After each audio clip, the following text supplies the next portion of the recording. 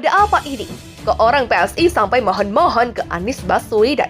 Indonesia akan suram jika yang terpilih kelak adalah seorang pembohong dan juga yang pernah dipecat oleh Pak Jokowi karena tidak becus bekerja.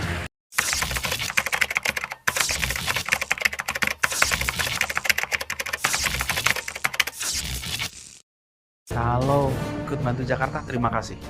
Walaupun sambil ngomong macam-macam kalau bener ya, it's okay. Bantu Jakarta, it's okay. Sambil mana gak apa-apa. Tapi penting bantuin Jakarta. Selamatin sama warga Jakarta. Karena yang saya ingin adalah warga Jakarta selamat, warga Jakarta bisa terbantu. Atasi genting akibat pandemi ini memerlukan keterbukaan dan transparansi. Karena hanya dengan itu kita bisa mengidentifikasi masalah dengan benar dan mencari jalan keluar dari krisis. Dalam krisis, seorang pemimpin adalah panglima yang mengambil tanggung jawab dan menyampaikannya kepada publik secara transparan situasi dan pilihan-pilihan yang dia ambil dalam merespon situasi. Dalam krisis, seorang pemimpin sejati harus berupaya sekeras mungkin menyelamatkan kepentingan yang lebih besar. Gubernur Anies Baswedan bukanlah sebuah contoh orang yang bisa mengatasi krisis.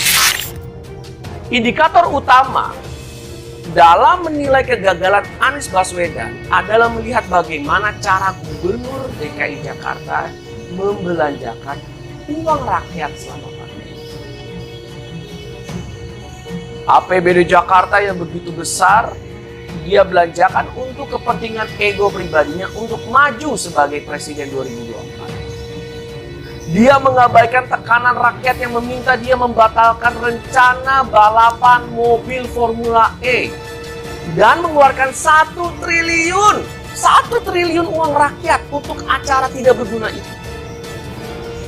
Uang muka dan jaminan bank bagi penyelenggaraan balap mobil Formula E dibayar Anies pada saat pemerintah secara resmi mengumumkan negara dalam keadaan darurat karena pandemi COVID-19.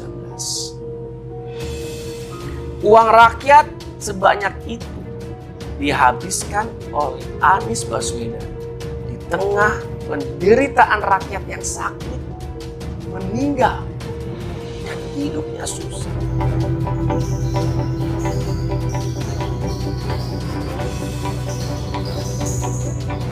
Uang 1 triliun rupiah ia keluarkan pada rakyat terlantar tidak bisa masuk ke rumah sakit yang penuh.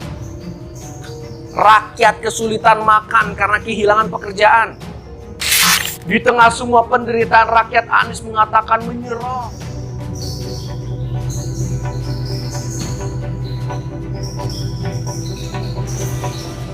Dia mengaku tidak ada dana untuk mengatasi COVID dan minta pemerintah pusat mengambil alih penanganan COVID rakyat Jakarta.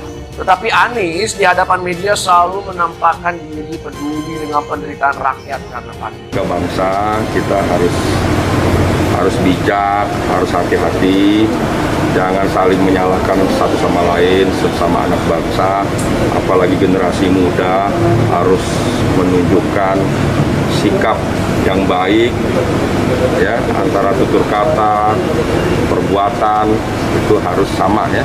Jadi mari kita bersinergi positif sesama anak bangsa membangun bangsa dan negara, ya.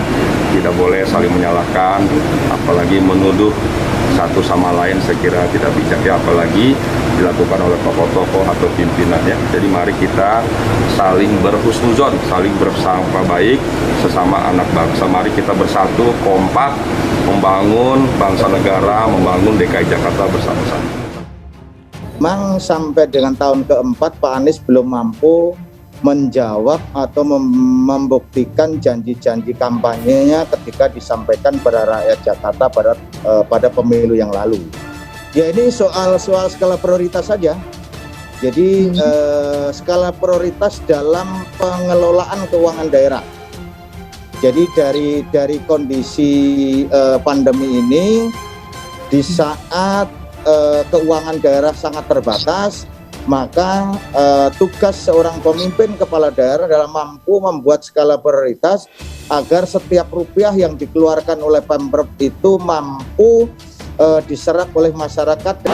Ya, negara kita bergenerasi, kita lihat hasilnya, ya, lihat hasil apa yang ada. DKI Jakarta 4 tahun ini terjadi perubahan yang luar biasa, terjadi peningkatan pembangunan yang luar biasa. Maju kotanya, bahagia warganya. Tanya warga Jakarta, lihat cek survei, prestasi demi prestasi, penghargaan demi penghargaan, terus hadir untuk Pemprov DKI Jakarta dan seluruh warga Jakarta. Kasih ya.